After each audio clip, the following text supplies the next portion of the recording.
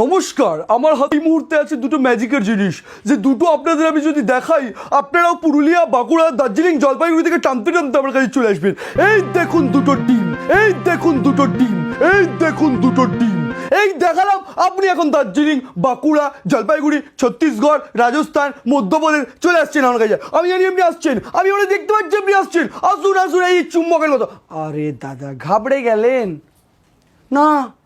Facebook মিমারদের কথা অনুযায়ী তৃণমূলের ব্রিগেডে দুটো ডিম ভাতের লোভে নাকি দার্জিলিং, জলপাইগুড়ি, রায়গঞ্জ, বাঁকুড়া, কোচবিহার সব জায়গা থেকে লোক চলে আসছে। কি অদ্ভুত কথা না?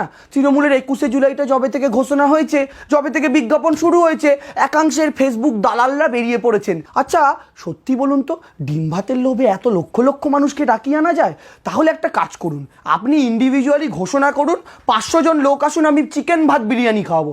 দেখুন তো জলপাইগুড়ি, কোচবিহার থেকে লোক আসে কিনা আপনার কথা শুনতে। এই কথাগুলো বলে জননেত্রীর ক্ষমতাকে আপনারা অস্বীকার করার চেষ্টা করতে পারেন, তার ক্ষমতা নিয়ে নোংরামি করতে পারেন, কিন্তু একটা লিমিট অবধি। আজকে খুব বড় ভিডিও করব না, একটা কথা বলতে চাই আপনাদের। যারা তৃণমূলের এই শহীদ দিবস, 13 জন মানুষ মারা গিয়েছিলেন বামফ্রন্ট সরকারের পুলিশের গুলিতে, বহু মা আছে তাদের সন্তানের ছবির দিকে তাকিয়ে আজও কাঁদেন। সেই যে মানুষগুলো মারা গিয়েছিলেন তাদের স্মৃতি তর্পণের জন্য এইবার 26তম বর্ষে পদার্পণ করলে, আর সেই স্মৃতি তর্পণের প্রোগ্রামে দূর দূরান্ত থেকে আসা কর্মীদের দুটো ডিম সেদ্ধ আর ভাত খাওয়ানো হয় বলে সেই দিনটাকে আপনারা ডিম ভাত ডে বলে অভিহিত করছেন। হ্যাঁ, ফেসবুক মিমারদের উদ্দেশ্যে বলছি, একাংশের মিমার। আচ্ছা, সেই শহীদ দিবসকে আপনারা যদি এভাবে কলুষিত করতে পারেন, একটা কথা একটু ভেবে দেখবেন তো, আপনাদের বাড়িতে আপনার কোনো না কোনো আত্মীয় কখনো না কখনো মারা গিয়েছেন। হতে পারে আপনার মা বাবা বেঁচে আছেন, একদিন গত হবেন, বা হতে পারে গত হয়েছেন। একটু ভেবে দেখুন তো, আপনার কোনো আত্মীয় যদি গত হয়ে থাকেন, তার মৎস্যমুখীর দিন মাছ খাইয়েছেন নিশ্চয়ই আত্মীয়দের। আচ্ছা, সেই দিনটা যদি সারা আপনার আত্মীয় স্বজন প্রত্যেকে হ্যাপি ফিশ ডে বলে ডাকা শুরু করে, আপনার কি খুব ভালো লাগবে?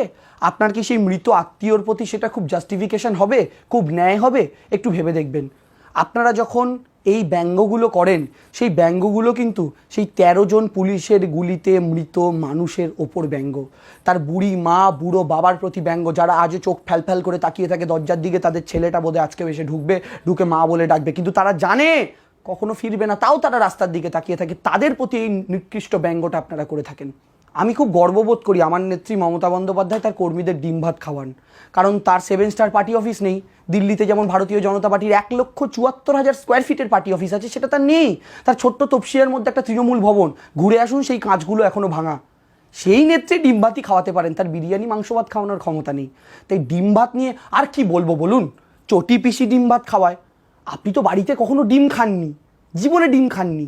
আপনি রোজ গোটা পাঁঠা গিলে খেয়ে নেন, রোজ পাঁঠা বের করেন পরের দিন সকালবেলা। ডিম তো আপনার জীবনে খাননি। ডিম আবার কেউ খায় নাকি? ডিম কি খাওয়ার জিনিস? ডিম তো খালি চোখে দেখে, তাই না?